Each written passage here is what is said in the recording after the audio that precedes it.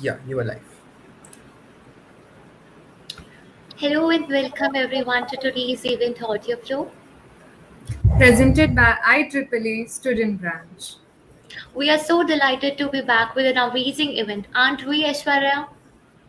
Yes, and I hope our audience joining in are excited as well for today's event. But wait, before beginning, I think we should give them a little information about our event, shouldn't we? No, wait. Let's tell our enthusiastic audience what digital music is first. Okay, first let's clear the basics. We should know what digital music is. As we all know, over a few decades, we all shifted from analog music recording to digital music. We all have systems that process digital audio almost every day. These systems are microprocessor driven and rely on several recording standards. The music we listen to today is a combination of multiple notes being played at a single time. Most instruments or voice play a single note and they get combined. Digital music samples uses two locations to create a stereo sound. Don't worry, we have an example to make things more simpler for you. Okay, let's consider orchestra tunes. They play as known as concert A. This note has a frequency of 440 Hz, and here the signal looks like a sine wave. Then we will add a speaker to our board using a microbus clipboard. These boards take in a square wave signal and produce sound. The board will be inserted in one of the two microbus salts on the top right side of the board. Okay, I think our audience is still curious and confused. Well, we do not need to worry about that. We have our eminent chief guest tonight to give you more insights on digital music. Please welcome the distinguished inventor and hacker, Mitch Altman. He's the chief scientist and CEO of Cornfield Electronics. Not only that, he's the inventor of TBG Gone, which has been used worldwide for music synthesis. So, very warm welcome to you, sir, on behalf of the entire IEEE student branch. We are delighted to have you here and talk to you about digital music interests. Great, thank Over to you. you, sir. Yeah, so hello everyone. Thanks for joining or watching later if it's being recorded. Can I share my screen now? Let's see how this goes. Yeah, sure, sir. Okay, share screen. Share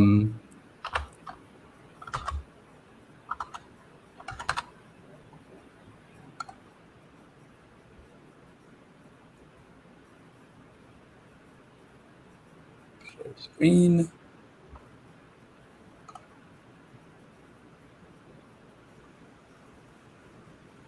Oh, there's a lot of choices. Entire screen, that makes it easy. Does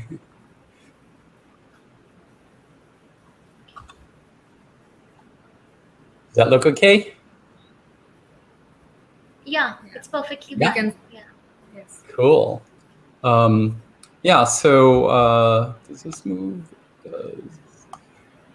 So here is my contact information. Please, everyone who sees this, feel free to contact me anytime for any reason, because I totally love helping people any way that I can, and I totally mean that.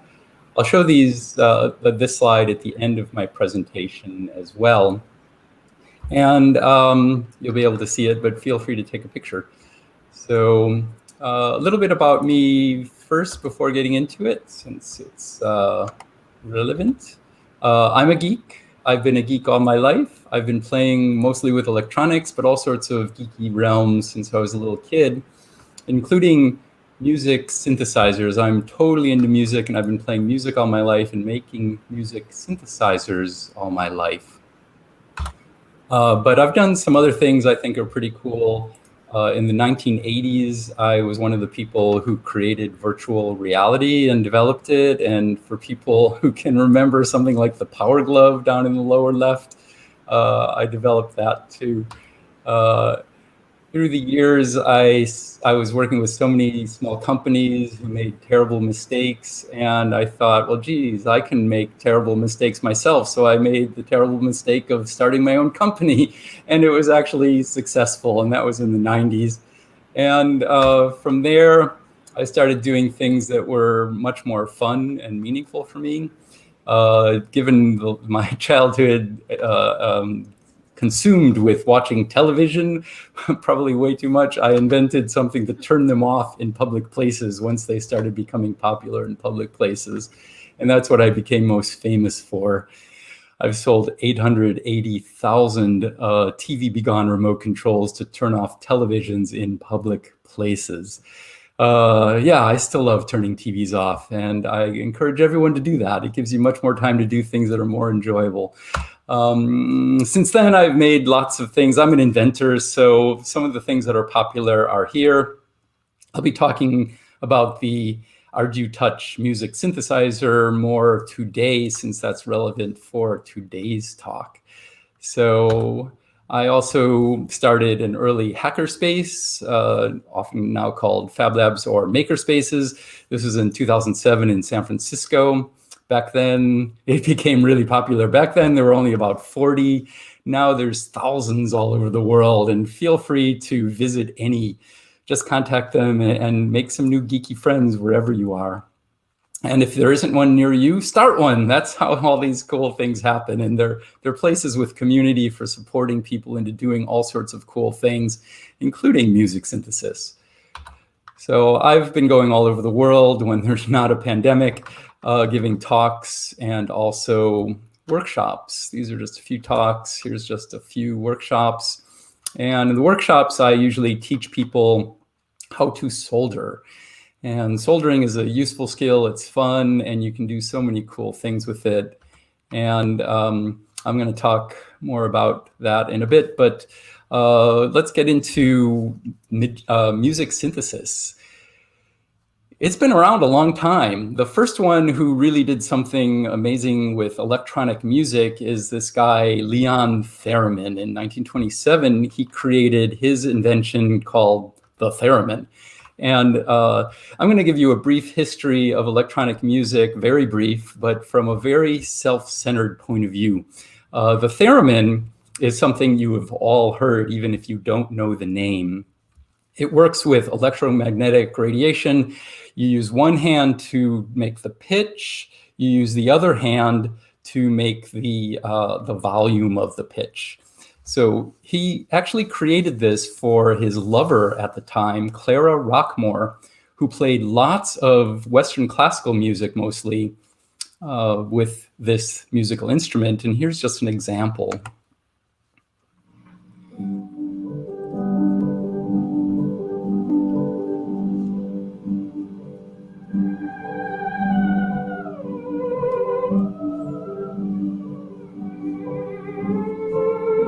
So you've probably all heard this sound, and maybe you've even heard this piece. It's really beautiful, and it sounds like a human woman singing almost. But even though Theremin created this musical instrument for classical music, Western classical music, what it became super popular for is horror movies out of Hollywood in the 1950s.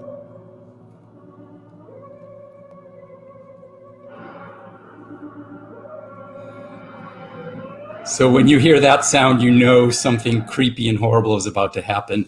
But if you're a geek like me, you are probably into Star Trek, or probably are into Star Trek. I'm old enough that I was watching it when it was on primetime TV in the 1960s, and it uses a theremin.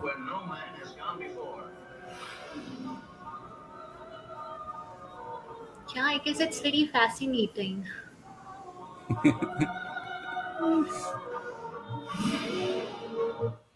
So that sounded like a human voice, but that was actually a theremin.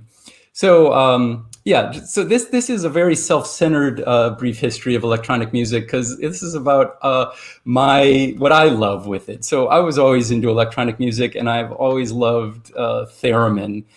And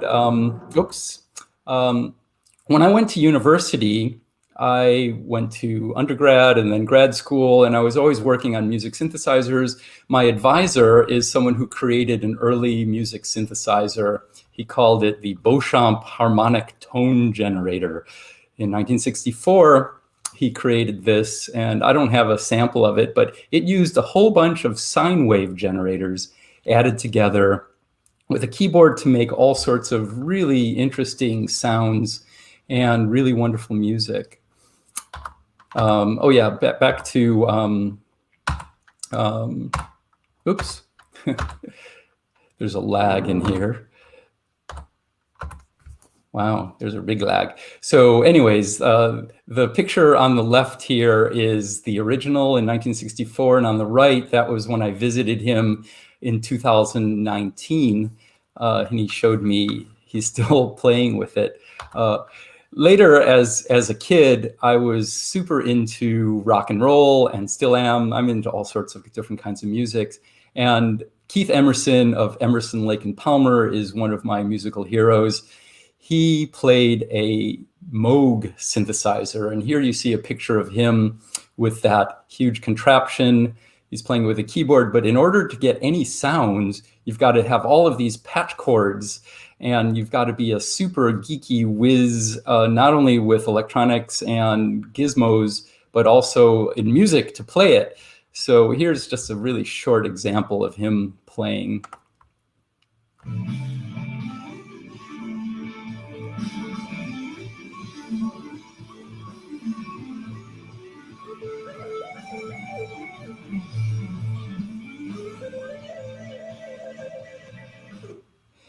So he used this extensively for his entire life, and I fell in love with Moog synthesizers then. But they were rather expensive and they were complicated.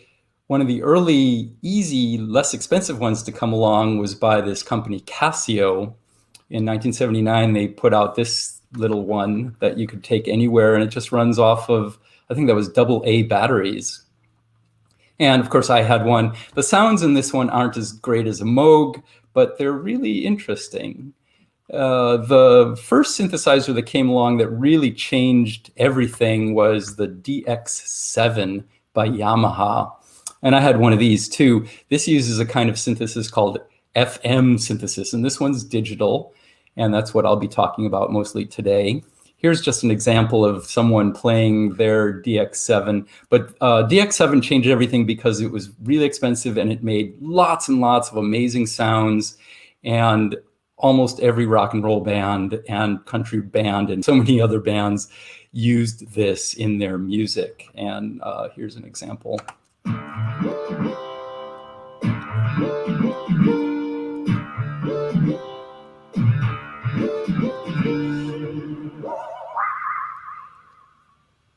So now that sounds very like late 70s, early 80s kind of music, because it has its own particular sound.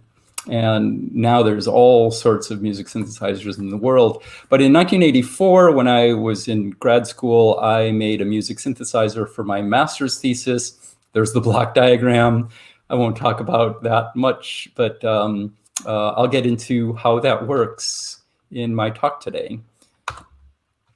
What I'll be really basing things on is my latest project, which I use for teaching people how to solder and also teaching people digital signal processing. Digital signal processing is the basis of how to make sound with computers, including computer chips. Fancy word for those is microcontroller. And you see that chip, the long one in the middle here, is a microcontroller. And I'll talk a bit more about that later. I made this, like I said, for teaching soldering. I've been teaching soldering all over the world, starting with the Hackerspace that I started in San Francisco, Noisebridge. And it grew popular, and I started going all over the world doing it, and they grew to be quite big. I'll be doing it again in a couple weeks here in Berlin, where I live. But here is in Berlin, a few years ago when I was teaching 50 people using my music synthesizer kit. And since I'm only one person and I wanted more people to be able to learn how to solder, because you can do so many cool things with it, with the help of a couple of friends, one that did the layout and the other that did the artwork, I made a comic book. And like everything I do, it's open source, it's free to download, use any way you like. It's in lots and lots of languages. So feel free to download it and you can learn how to solder. And I even have video tutorials online as well. I have a lot of different kits, ones that are with blinky lights, one that make movement, turning TVs off, of course, games, 3D, whatever. Brain Machine is a weird one. I won't talk about that today because it's another talk. But yeah, the Ardu Touch music synthesizer is my latest project. I've been working on it for 5 years. It's been getting much better over time. It's really cool. It's an Arduino board that I created myself, because Arduino is open source and they encourage people to copy it and use it. So in the upper left corner is an Arduino. And an Arduino, if you don't know, is a board with a computer chip. And the computer chip, you can connect parts to it, electronic parts. And then you can, with the programming port, enter a program using the free Arduino software to control those parts. And you can do hundreds of thousands of different projects that are all online and they're free to download, and anything from flying machines to robots to music synthesizers to blinky light things with lots of beautiful colors, and silly things like making a toilet tweet when you flush it. So this one has the Arduino, which is just dedicated to this project. It controls very few parts in order to make sound out of, in the corner here, a little amp and speaker. And here is a touch keyboard. So Arduino, and touch, Ardu Touch. It's touch keyboard Arduino that makes cool sounds. And you can reprogram it to make lots and lots of different sounds. And I'll be giving a demo of some of those in a bit. I've used this to teach 2,000 people how to solder and how to make sounds with computer chips, microcontrollers. And here's just a handful of workshops. Yeah, so the pandemic, of course, makes it difficult to do workshops. So a lot of people have ordered them, and many other cool projects that are available online from lots and lots of people, so they can play at home together and in small groups, and I'm glad for that. So Ardu Touch, like I said, I made it to teach soldering, but also to teach digital signal processing, how to make sound with computers. You can also use this to learn how to program your own synthesizers. And here's an example.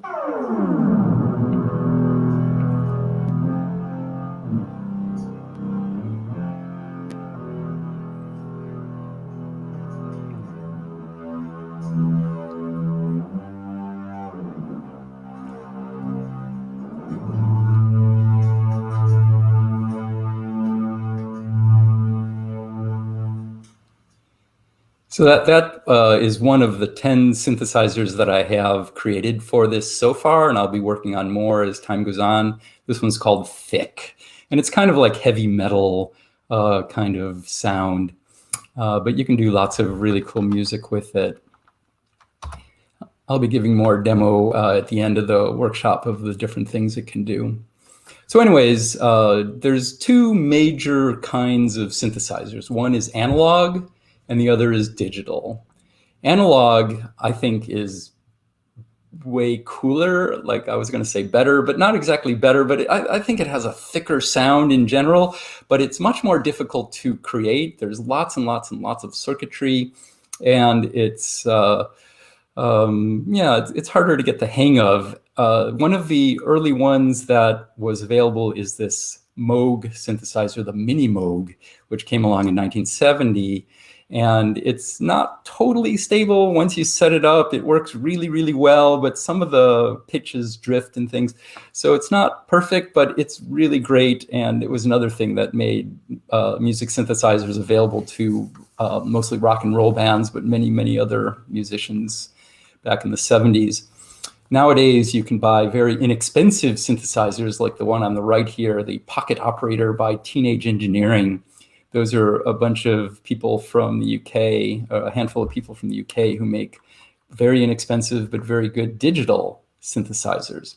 And they're very inexpensive because it's digital, and they're also much easier to make because there's a lot less circuitry involved. So for the last couple decades of my life, I've pretty much only made digital synthesizers, and you can do so much with them. You can make sounds that mimic actual instruments like a guitar or a piano or a trumpet or any kind of instrument, sitar, whatever. You can also make things that sound absolutely nothing like anything that's ever existed before. So digital does have its advantages. Let me talk a bit about analog first. With analog, there are various modules for creating sounds, and then there's various modules for messing with the sounds to make them more interesting. You start with these 4 basic sounds, these basic waveforms.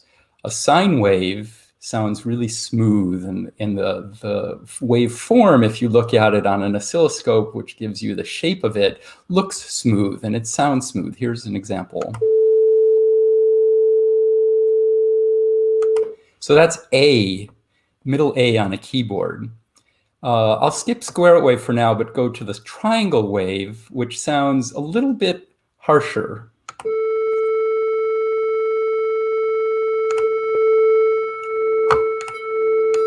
Well, turn off. Oh. Wow, that didn't work as expected. I guess I have to play the whole thing. So here's triangle. And sorry, I have to play the whole thing. And then it's a little bit harsher than the sine wave. There again is the sine wave. Okay, and here is a square wave, which is much more of an edge to it. It's kind of annoying in a way, but all of these sounds have their place. And unfortunately, I got to play that whole thing, otherwise my software freaks out, presentation software. Okay, and then next up is a Sawtooth, which has a much more interesting, rich sound, but also kind of harsh.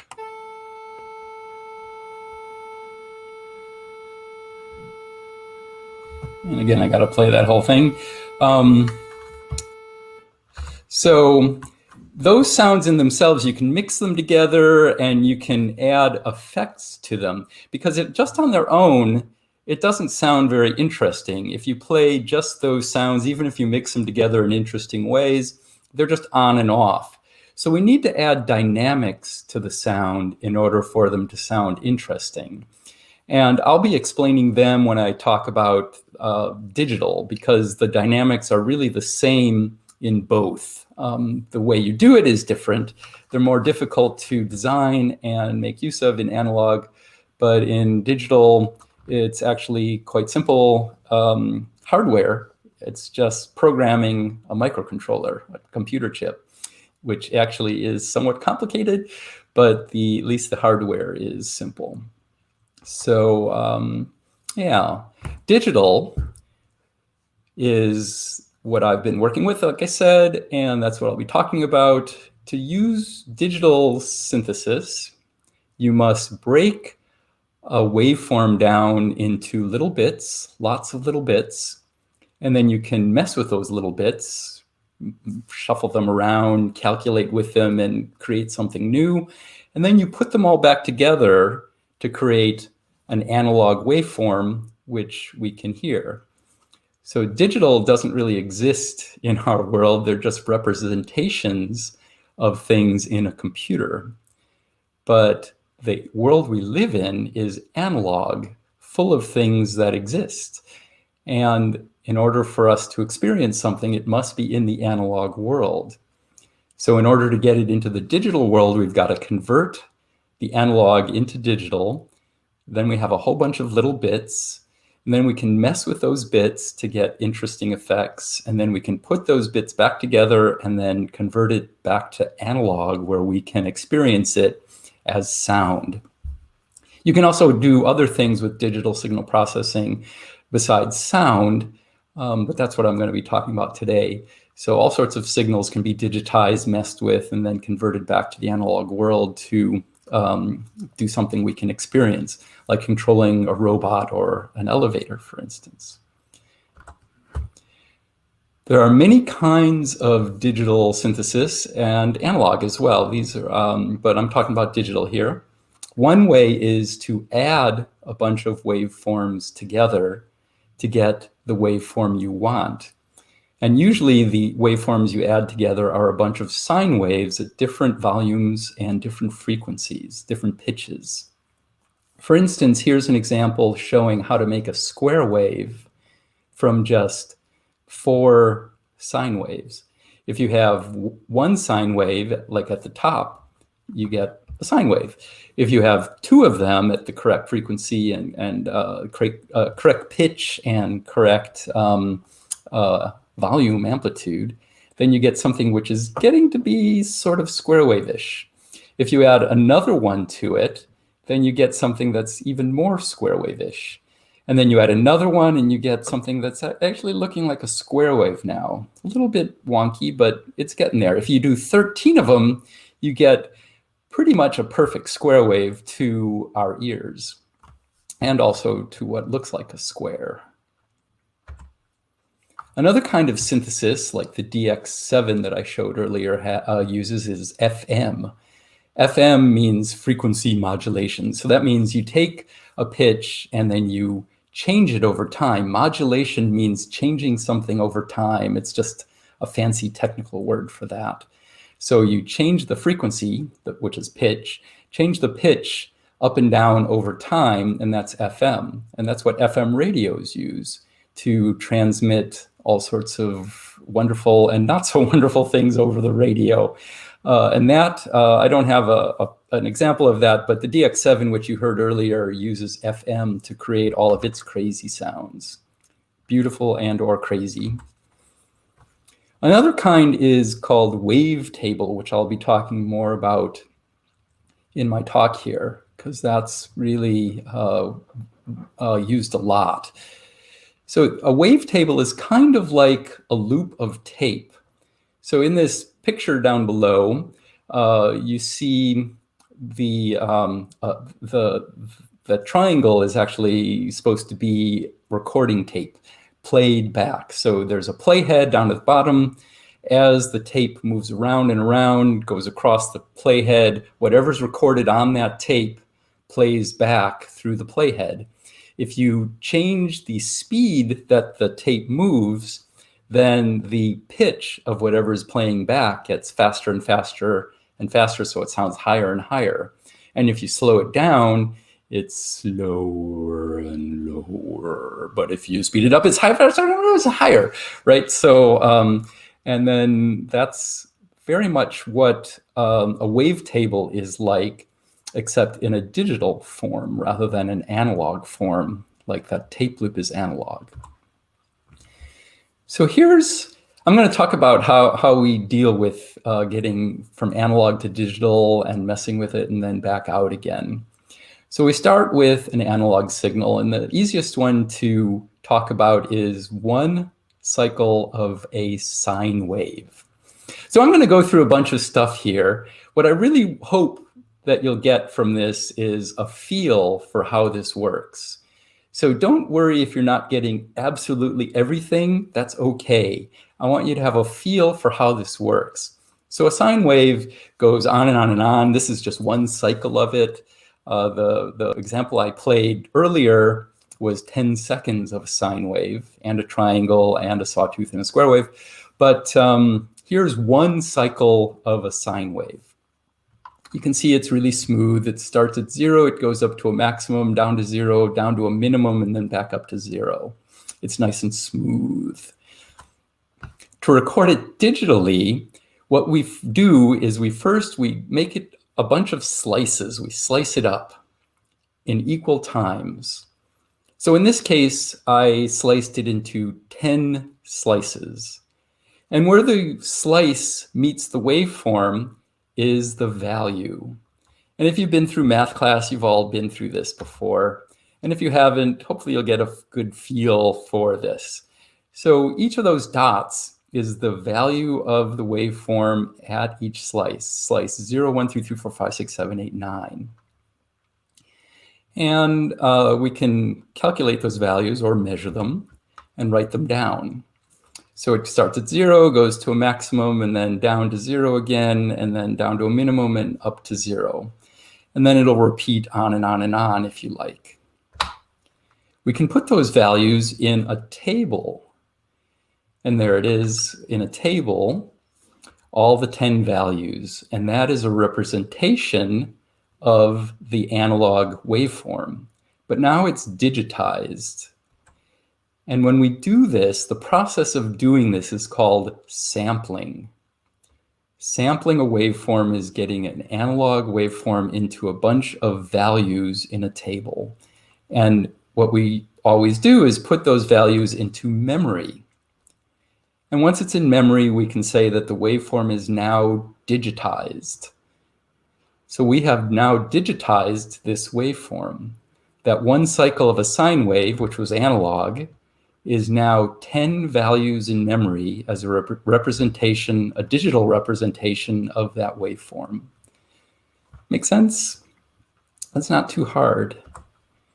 Of course, it doesn't have to be one cycle, and it doesn't have to be a sine wave. It can be a totally crazy waveform. It can be any waveform we want, but the idea is the same. We slice it up and take the values and put the contents in memory. That process is called sampling, and once it's done, we have a digitized waveform. That process is called analog to digital conversion, and we do that with an analog to digital converter. And you can buy a chip. Like a few decades ago, those chips were very expensive.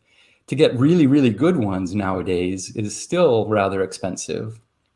But you can buy them for the equivalent of like $1 or €1 or even less. And many, many microcontrollers, which cost even less than $1, have analog to digital converters built into them. They sample the waveform, that is slicing it up, and find the values at each slice, and then send it out where you can store it into memory. So you can get analog to digital conversion. The short version of that is A/D, A to D, analog to digital.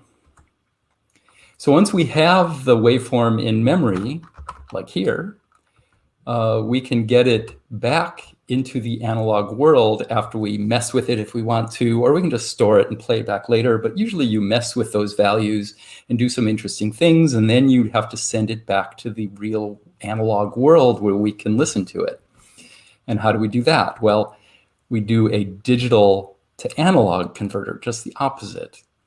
And again, those digital to analog, that box, it can be a chip, and you can get super fancy, expensive ones, which do it really, really accurately.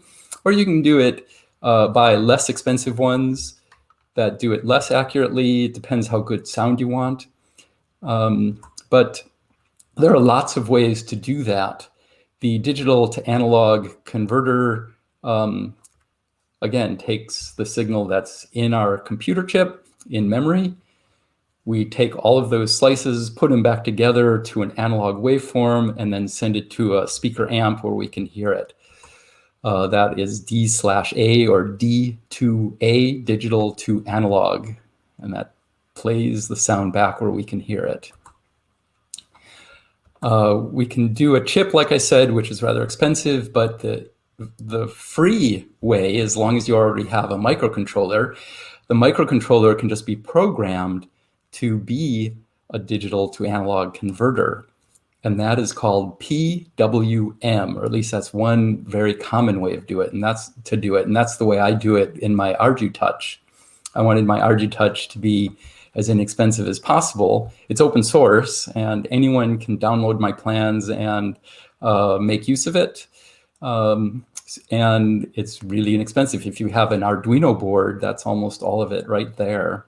So PWM is the way to do it for free if you already have a microcontroller. And that stands for pulse width modulation. So pulses are things that pulse, boop, boop, boop, boop, boop, boop. And then the width, you know what width is. It's wide or narrow.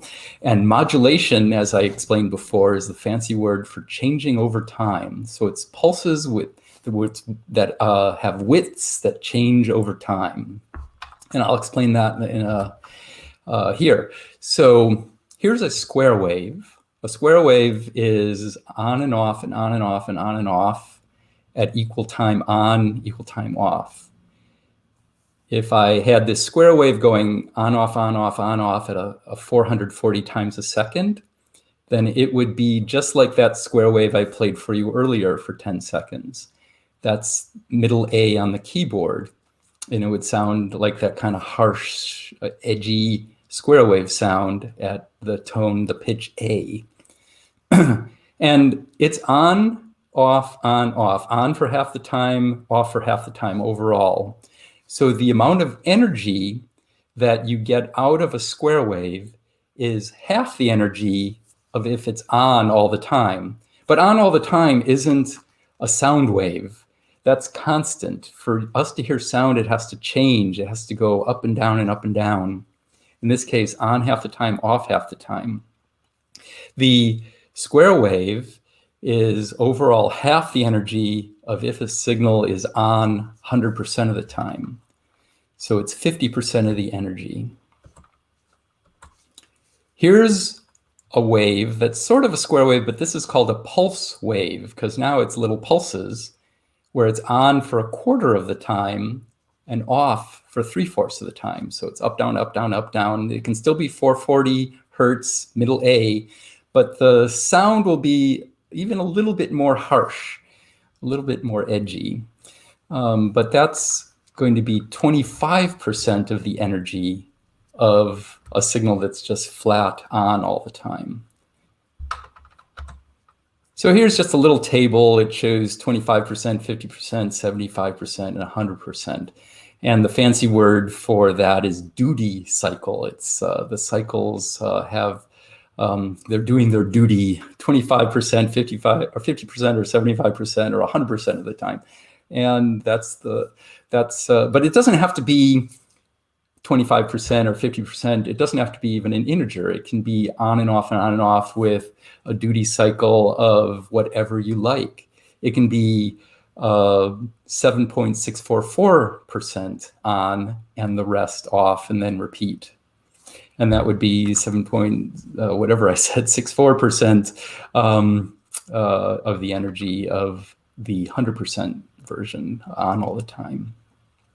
So if we change the width over time of this waveform, now we can be changing the waveform to be 0% of the energy all the way to 100%, 50%, 12%, 7.064, whatever. We can change that over time.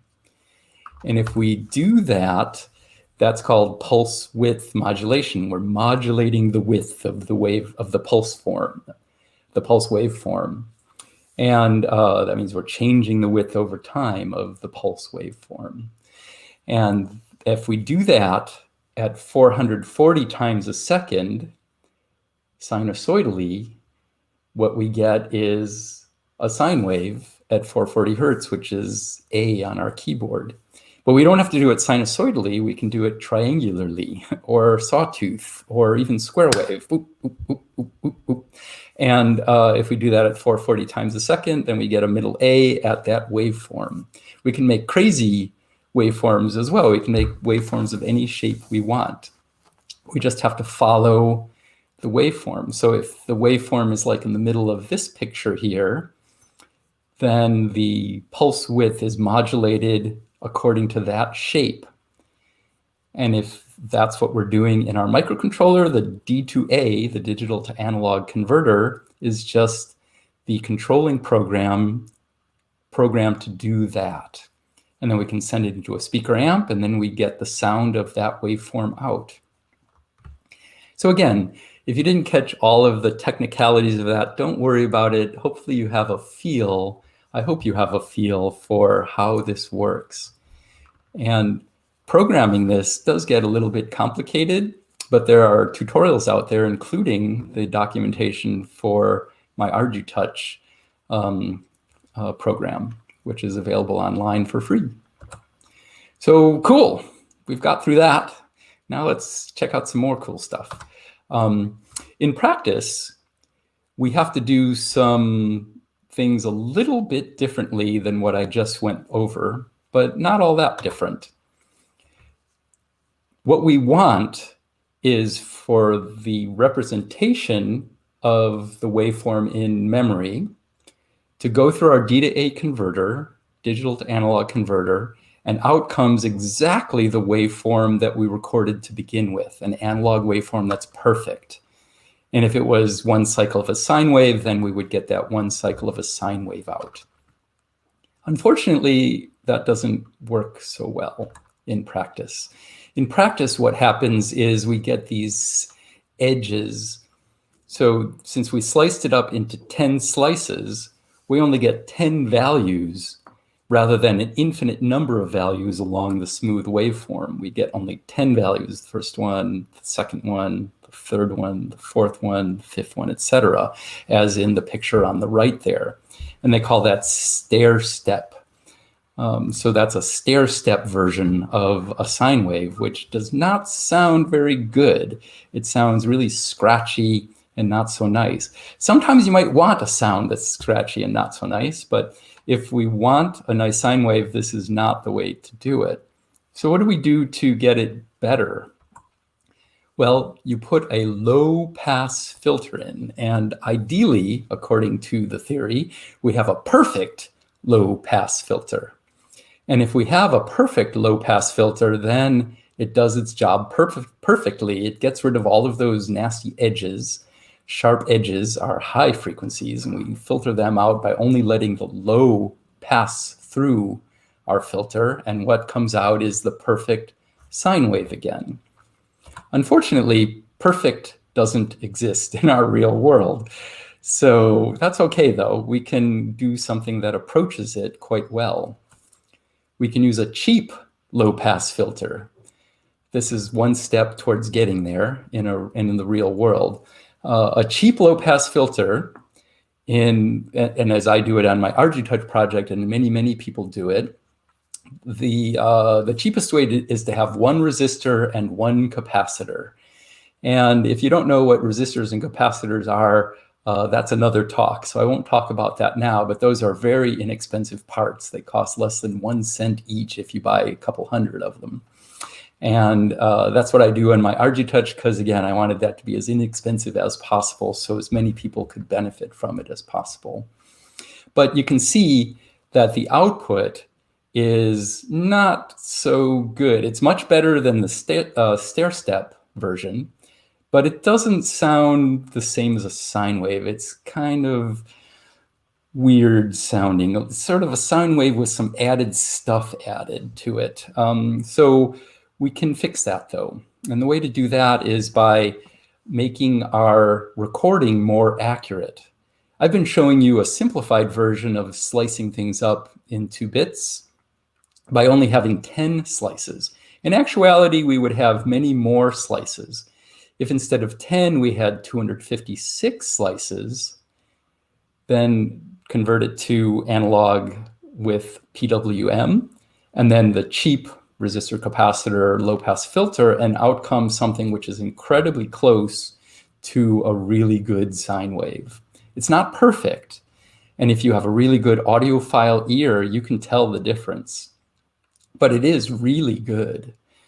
And that's what I do in my Ardu Touch, and that's what almost everybody does. It works really well.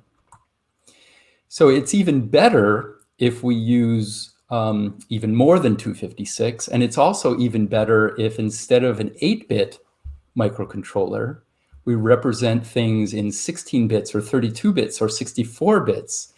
But those get more expensive, but not all that much, because microcontrollers nowadays are super inexpensive. And you can get 32-bit controllers that go really, really fast for, like $1 or €1 or so worth of money. And the more accurate you do the slicing and storing, the more accurate the output will be. And the better it will sound even for audio files. It'll still not be the same as analog, but it gets really, really, really close the more accurate you get. So once we have that waveform, like here's the one cycle of a sine wave. In order for that to actually play a sound that we want to hear, like music, we have to play that cycle once, then again, then again, then again, then again, just over and over and over and over and over, kind of like that tape loop.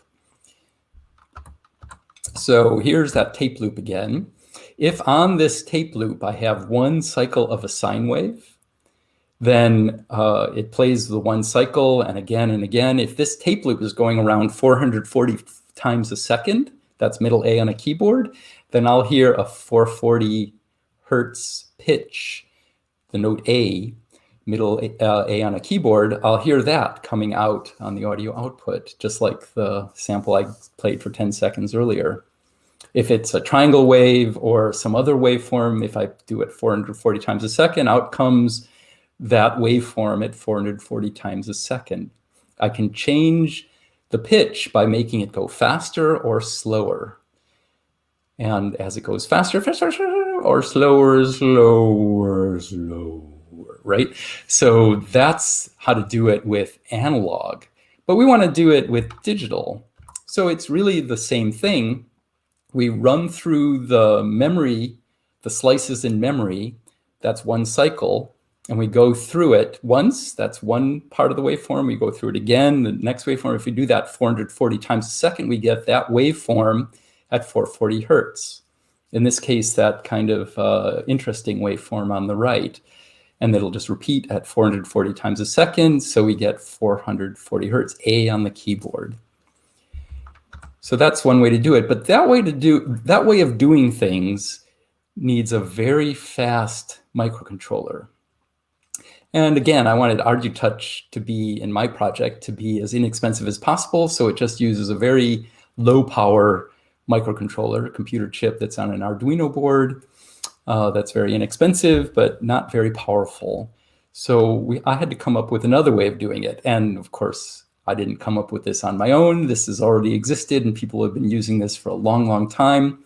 So this involves just a little bit of math. So sorry about this. Math, I know, is complicated, but it's fun too. So don't worry about the math. I'm going to go through it in a way that's easy to understand. It won't be calculus or anything. It's just arithmetic. So if we have 256 memory locations with our waveform in it, like here, the waveform and memory there, and each memory location on Arduino, the fastest I can read and mess with a memory, the fastest I can deal with the contents of each memory location is 1/15,000th of a second with my Arduino microcontroller going as fast as it can go.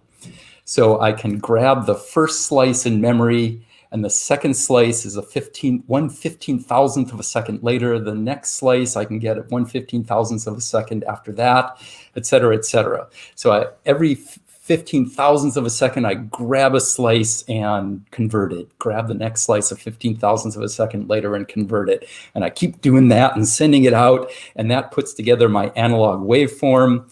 And that's called 15,000 cycles per second, 15 kilohertz for short, sample rate. So it's a sample rate of taking slices at 15,000 times a second.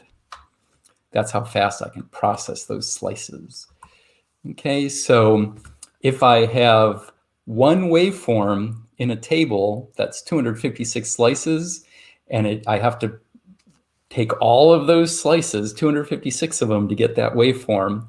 I have to grab each of those 256 waveforms, and it takes a 15,000th of a second each to do that. Then the frequency of the output, the pitch, is going to be 58.6 hertz. That's the fastest I can make a waveform, and it comes out at the pitch 58.6 hertz. That's like a little lower than the lowest A sharp on a keyboard, and that's the highest pitch I can make using the method I was saying before. That's sort of like a tape loop. But that's okay, because I have this other method of making use of this.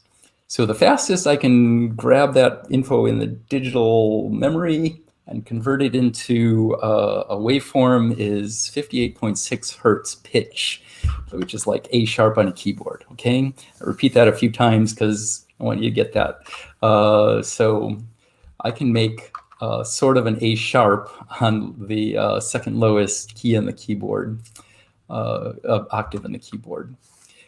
But to change the pitch, I could try to make it go faster. I can definitely make it go slower, but I can't really make it go faster because on my not so powerful microcontroller, that's the fastest I can do it. So that's the highest pitch. So what I can do is skip samples.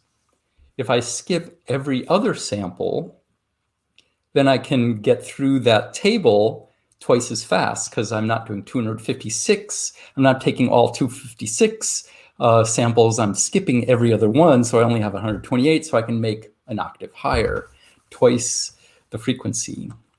But since music is not integers usually, we have to skip not every other one and not every 3, not every 4. We can do that, but we also want to be able to do sort of in-betweens, which we can't do with computers. There's memory location 0, there's memory location 1, 2, 3, 4. How do we get memory location 1.5? Well, you can't. So we call that interpolate. And I'll show you that as an example here. So let's say we do want to play A on the middle key of a keyboard, 440 hertz. Well, that's higher than the fastest one we could do before, which was 58.6 hertz. So I have to skip every so many locations of memory. So it turns out that the fastest I can do it is 15,000 times a second. I want to divide that by the rate we want, and then we get every 34.09 memory locations. Okay, so, well, we don't have a 0.09, so we'll round up or down to the nearest one. But, so again, we want to skip every 34.09 locations of memory. And then when we reach the bottom, come back to the top and do it again and again and again, and do that so that what comes out is 440, a pitch of 440 times a second going through the table 440 times a second. So here's an example. So the first sample that I'm going to grab is the first location of memory, and memory starts with 0. So we take the location 0 and output that, and the number there is 0. And then the next one that I'm going to grab is 34.09 memory locations down. Well, of course, I don't have 34.09, but I do have 34 and I do have 35.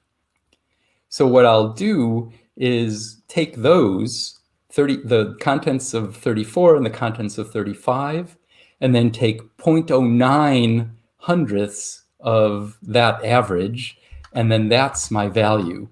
And then I'll go 34.09 from there, which is 68.18, and then look at the contents of 68 and 69, and take 0.18 hundredths of that, a weighted average, and then send that value out. And then 34.09 after that, and do the same interpolation again. And then The next one and the next one have to come back. So that's the 272.72, but we only have 256 values. So I have to come back to the top and go a few down, and it turns out to be location 16. And then I read that and 17, and then take 0.72 and do the weighted thing for interpolation, and et cetera, et cetera. So that is kind of complicated. And again, I don't want you to have all the technicalities of that. Like right now, there's no quiz. You don't have to come up with an algorithm using C or C++ to make that. If you want to, feel free. It's really fun to try to figure out this kind of puzzle. But other people have worked it out, including me, and it's all available in my free to download Ardu Touch on my GitHub, and I'll show you the address for that later.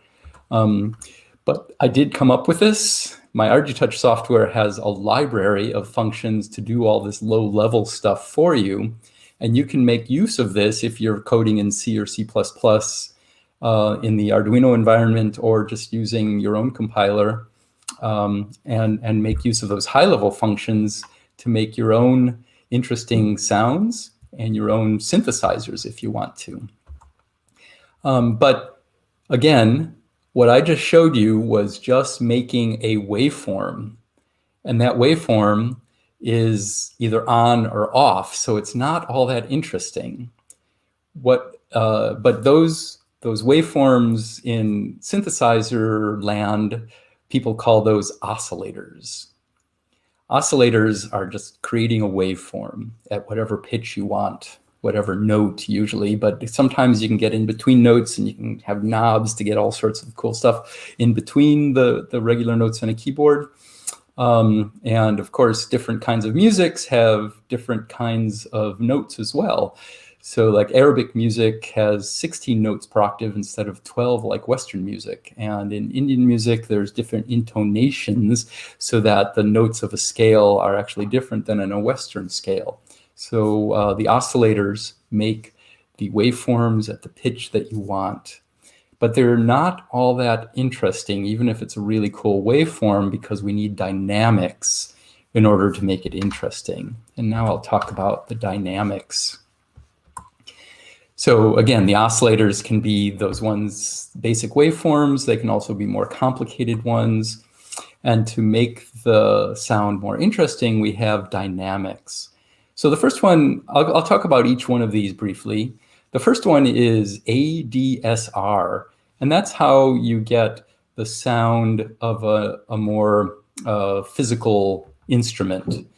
So for instance, a piano. When you press the key of a piano, it doesn't just immediately start making the note at full volume, and when you let go, it doesn't immediately make it all stop. It's not a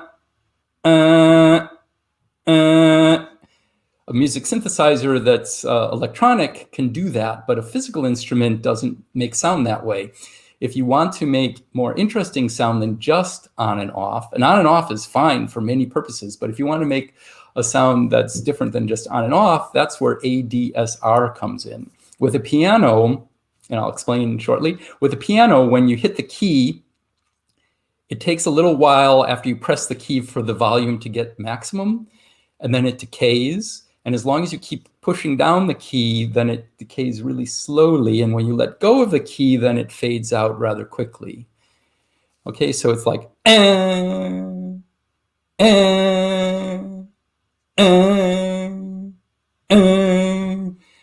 that's called an envelope, and it's broken up into attack, decay, sustain, release. So the attack is the amount of time for reaching a maximum volume once you hit the key.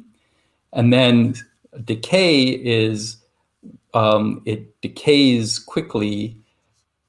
And then as you keep holding the key down, it sustains for a while, slowly decaying. And then when you release the key, it decays rather quickly to go away. So,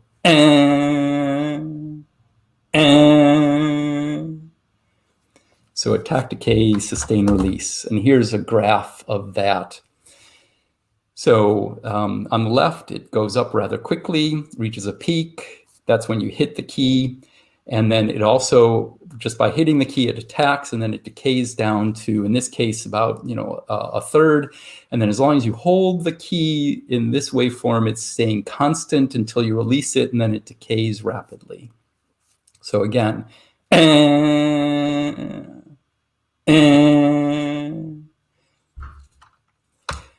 so that's ADSR, which is also called an envelope. And then tremolo, some people call it tremolo. It's a constantly changing volume. So that's like many people when they sing, I'm not a singer, as you can probably tell already. A singer changes the pitch and the volume of what comes out of their vocal cords and mouth, the whole system. And they have total control over that if they're a master singer. But tremolo is also made use of in all sorts of instruments. So you can make a piano louder and softer with the pedals. With a violin, you can make it louder and softer by pushing down and making the bow go faster and slower.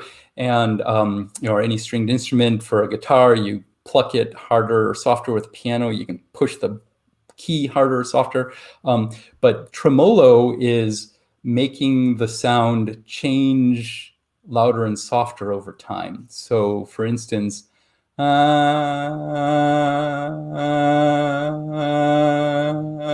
that can be faster too,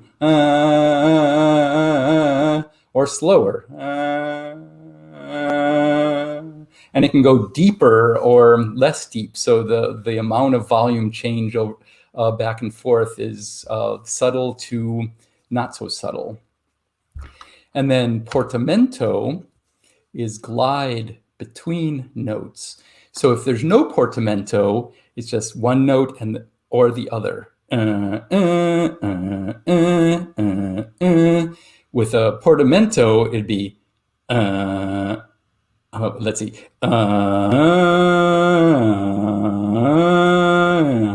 So it glides between them. And then envelopes, ADSR is only one form of an envelope. If that ADSR waveform were totally crazy, then it doesn't have to be just attack, decay, sustain, release. And it can also do it really quick. It can make that whole envelope, go through that whole envelope many, many times, repeated and repeated. So it makes its own kind of waveform superimposed on your original waveform to get totally crazy sounds or really interesting sounds or a mix of all of that. And then there's filters.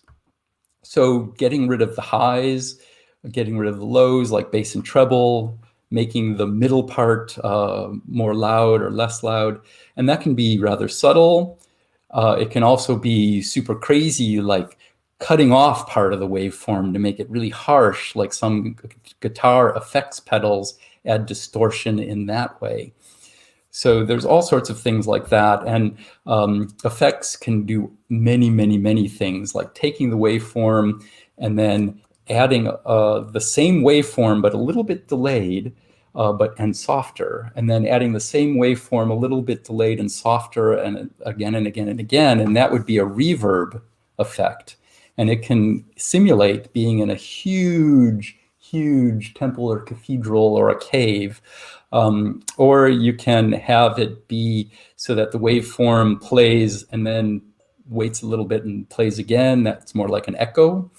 And that can decay, or it can magnify over time to get super crazy or super wonderful. So those are just a few of the dynamics. And I have those all coded in my ArduTouch. And so, just as a quick example, here is the complete code for an ArduTouch synthesizer, the simplest one. And this makes a, what does this one do again? Yeah, I can't remember. I think it's a Sawtooth wave. And so that's the simplest one. And it's part of the examples that come with the library that comes with, if you download for free, the ArduTouch code. Yeah, and if you follow all the examples 1 through 9, then you can learn to code your own. on a very high level. And then if you read the documentation, then you can add lots of different cool things, like all of the, oh no, this is the complete Sawtooth one. So it's just a few lines of code, and a lot of the lines are comments that are just there for humans to read, to understand, and not actually part of the code. So it's pretty simple to code with this stuff. This one is one that plays a Sawtooth, and you can play it on a keyboard, and you can change octaves and control the volume. It's not much bigger. And you can add to this some dynamics to make it much, much more interesting just by adding a few functions from my library. Here's another demo. This one's called Mantra. This one's kind of an Indian-like scale. It's not exactly, but it's close.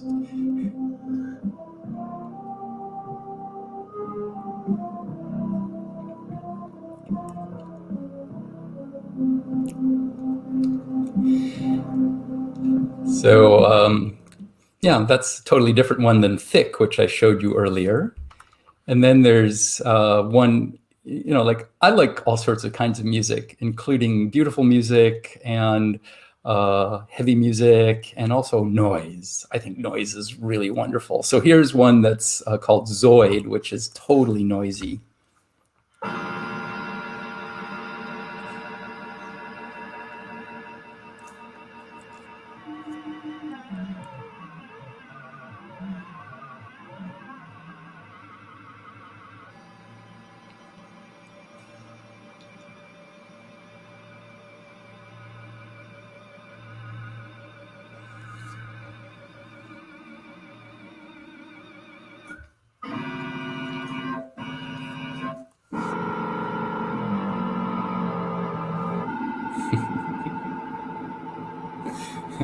Yeah, anyways, you get the idea. So do that on an analog synthesizer. So that's one of the cool things with digital is you can create sounds that are very, very much like an acoustic instrument, like a harmonium or a guitar, or you can make totally crazy sounds like the Zoid I just showed you. Everything that I do is open source, including this project, and it's all on my GitHub, which is Maltman23, M-Altman23, Maltman23 on GitHub. So feel free to check that out. There's also my website here, and I didn't put that on. Yeah, so there's a section for Ardu Touch here that has lots of other demos. And yeah, you can check out that. And there's also documentation for learning how this stuff works. And let me copy that so you can get that in an easier place. But again, here's my contact info. Feel free, again, like I said, to contact me anytime for any reason. I definitely do love helping people any way that I can. So yeah, let me just add that to here.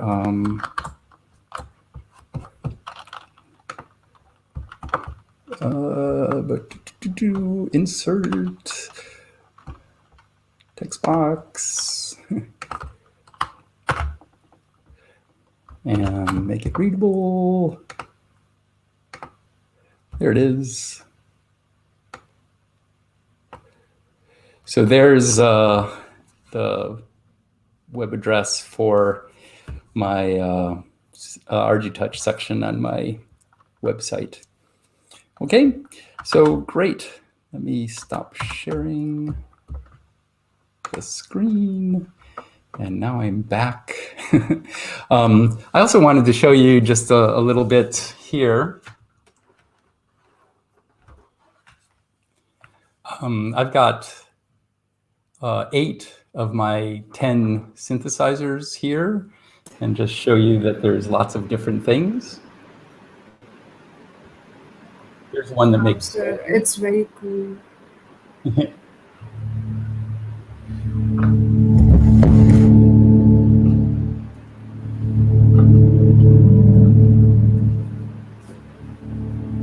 That one makes drones, and this one's thick. You can hear the portamento gliding between notes. This one is the noisy one.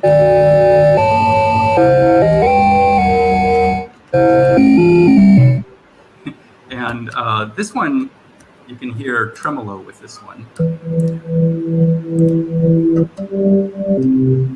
And this one's like a Hammond organ.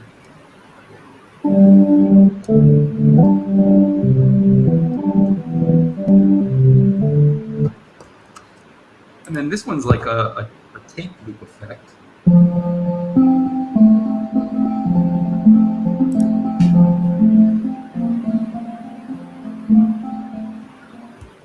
And yeah, that one's mantra, which I already showed you. Here's a drum machine. And if you, I have a pre-recorded, oops.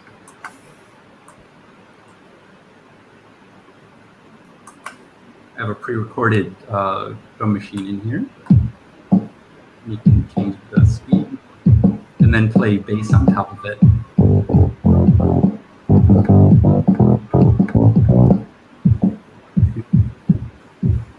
And one last one is an arpeggiator.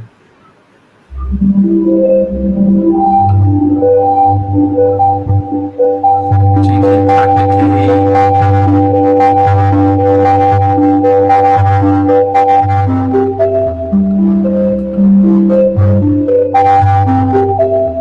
And you can also change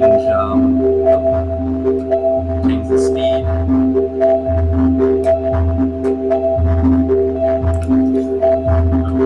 Which one is it?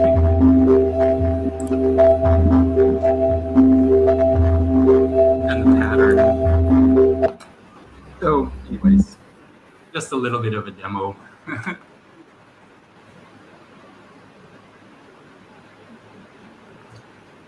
So thanks for joining me. Thank you so much, sir. That whole session was so interesting, and so we learned so much from it. It was very overwhelming, and to have you over here. So now let's move on to some question answer session. And a lot of questions have been asked from the chat box and from the audience. So I would like you I to answer a guess, few of okay. them. Okay, so let's go with the first question then. Okay. So the first question is, how did Mitch Altman become Mitch Altman? Well, there were these two people called my mom and my dad. And they did what a lot of mom and dads do, and they made a baby. I'm not sure how to answer that otherwise. You know, like, I think the main thing is, you know, I grew up, my childhood was very difficult, and I tried to escape from my difficult childhood in many ways, but eventually, since something deep inside of me knew that I wanted to live, so I had to explore ways that made life worth living for me, which also, of course, included making it worthwhile for the people around me. And all of this is difficult. You know, life is not necessarily easy, even when there isn't a pandemic, you know? So over a long period of time, I explored and found things that were meaningful for me, and I pursued them. And I didn't do that totally on my own. I did that with the help of a lot of supportive people along the way. And without those people, I definitely wouldn't have survived. Like a handful of teachers at really important times were very supportive, including the one that I showed a picture of playing his synthesizer, the Beauchamp. He was one of my really wonderful advisors. And but also really incredible teachers when I was a little kid in primary school. And later in life, my parents and also friends and various other teachers who I met along the way. But you know, it takes a lot of work to do what's meaningful, and it's not always easy to make these kind of choices. Sometimes it's scary. Yeah, so this all gets rather philosophical and abstract. So I don't think it's time to get into all of that now. But you know, you've got my email address if you want to ask me more questions about that, or if you've been through difficult times and want help, I'm happy to read or listen and give my perspective. That's one of the ways I love helping other people. That was very. Thank you so much for answering the question. I would to know. I guess I would go with the second question. The second question is related to the answer. What were you saying? The question is, what were the hardships you faced during your journey? Would you like to list out a few of them? I know there would be a bunch of them. Yeah, of course there are a lot of them. You know, life is always ups and downs. And you know, at this point in my life, I'm amazed I'm alive, because as a kid I was, like I said, it was difficult and I wanted to escape from that difficulty. And quite often without knowing it, without trying to, I was rather self-destructive, doing things that were rather reckless, not for other people, but for myself. And so, yeah, I'm really lucky and thankful to be alive, even with the ups and the downs. Even when things feel terrible, I'm just really happy that I can feel everything, whether it feels good or bad. As a kid, getting bullied in school while the teachers often watched was definitely not the highlight of my life. And somehow coming up with ways of enduring through all of that and getting through school. But yeah, I also engaged in various substance abuse when I was a late teenager, and that was one of the destructive things, and I had to quit that. That was one of the many things I had to change it, knowing that I wanted to keep living. And so I quit all of that. The first thing that I was addicted to that I quit was television. Television was something that I used to try to escape my life. As long as a TV show was on, I could tend to forget about my life and focus on the lives of the people on the TV shows. But then that show would end. But then there'd be another show, but then it would end. But then there'd be another show, but it would end. But then there'd be another show. Eventually I'd be exhausted. I'd fall asleep and I'd go to school, have a terrible time wanting to escape into television again, and then repeat that day after day, week after week, month after month, year after year. And suddenly I'm like a teenager not knowing how to live because TV took all my time away. But as an adult, I made use of all of that and created a keychain to turn televisions off in public places to get those things away from me wherever I go. And it turned out that made me famous, and I made a living on it with the help of 12 friends for 18 years. And we sold 880,000 of them. So even though as a kid going through all of that was horrible, making use of all that experience, good and bad, and my geeky nature, to make something that was not only good for me, but good enough for other people to want to buy it from me, and that supported me. So we can make use of all of our experiences, good and bad. You know, whatever feels good, whatever feels bad, we can learn from all of that to make more choices, and learn from the consequences of those choices, make more choices. And if we keep doing that, then things overall keep improving, even through life's ups and downs. So, Yes, I totally agree with you, and I can totally relate whatever you said, especially your bully aspect or whatever. It's the TV aspect. Television is a great distraction for everybody. I totally agree with you. And and thank you so much, sir, for sharing your journey with us and the audience. We literally got to know about digital music and its synthesizers on a deeper level. I think this event was super helpful for our young audience as well. Thank you so much, sir, for the entire team of IEEE student branch for sharing a precious time for us and conducting this event. And I Thank would you so much. You're welcome, sir. Uh, and I would like to say to the participants, please do fill the form to get the certificate. And I would like to wrap up this event on a good note on thanking you so much for spending your precious insight, experience, and your knowledge with us. You're very welcome, and thank you for being part of making it all happen, and all the other things that you do to share through the student branch of IEEE SRM. Yeah, this is how we make all of our lives better, by taking what we know and sharing with others, and we all have something worthwhile to share with others. I totally agree with you. But we could have a great experience with you today, and I know everybody would have like taken notes of it. I hope so. I have Okay. read in my heart, and I have gained a lot of knowledge from today's session. Thank you so much. You're very welcome. And again, if you have questions later, please contact me. So. Yeah, sure. Thank you. Thank you everybody for joining, and have a good night.